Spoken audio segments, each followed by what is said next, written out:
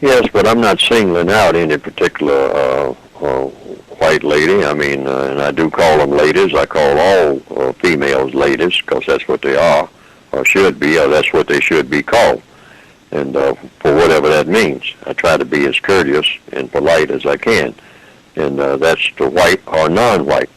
But the point that I make, like I make in the book, that I've written in the book, that was written many years ago, and it still holds up. I still say that under the system of white supremacy, sexual intercourse between white and non-white, and that includes people that we know, many of us, I mean, and it's a growing thing.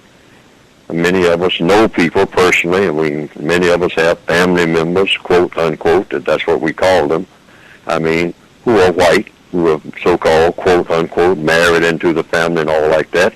But it is racist aggression under the system of white supremacy. I mean, it's not personal, it's business. And the way the business of counter-racism works, the mathematical equation is, it's equivalent to a person in the position of a warden having sexual intercourse with a prisoner. Now, the prisoner is at a disadvantage. There are some people who have been in prisons and all like that. There are some people who have worked in prisons. There are some people, who are listening to me, who have worked as guards in prisons, or know someone who has, quote, unquote, taken advantage of a person sexually, like a male who is a guard and says, I can get you some more food if you'll have sexual intercourse with me, or I'll give you special privileges out in the yard.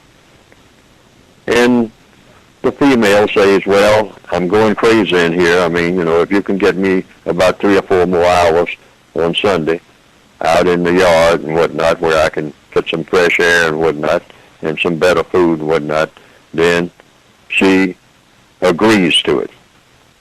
But that's not what should be done.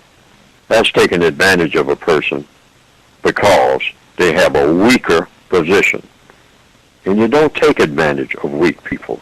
You help people in a weakened position. That's the logic.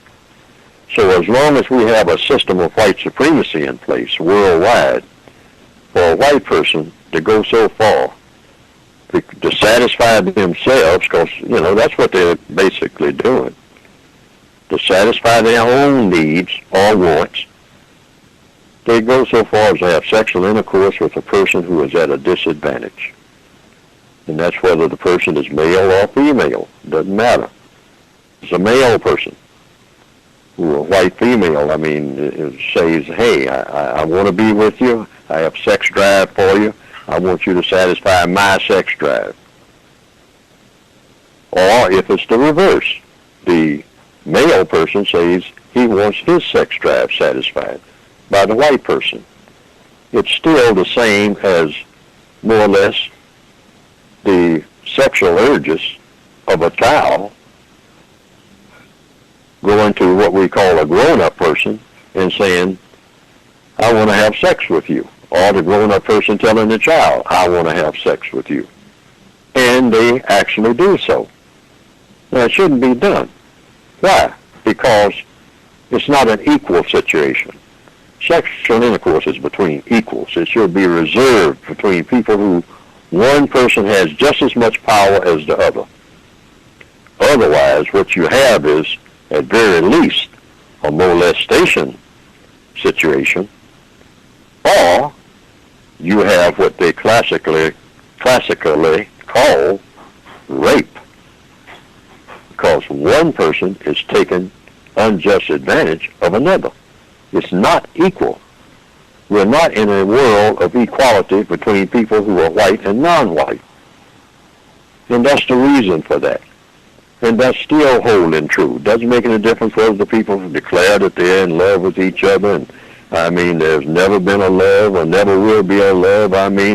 So binding, so true, so functional. They get along marvelously and all like that. They are not doing it in the correct environment. The white supremacist environment is not conducive to that type of activity. That's the logic of it. It will be a much better situation if everybody's equal. And that's what the two people who want to do this should be striving for. Put that on hold until racism no longer exists, been replaced with a system of justice, and then everybody can jump in bed and have a grand old time.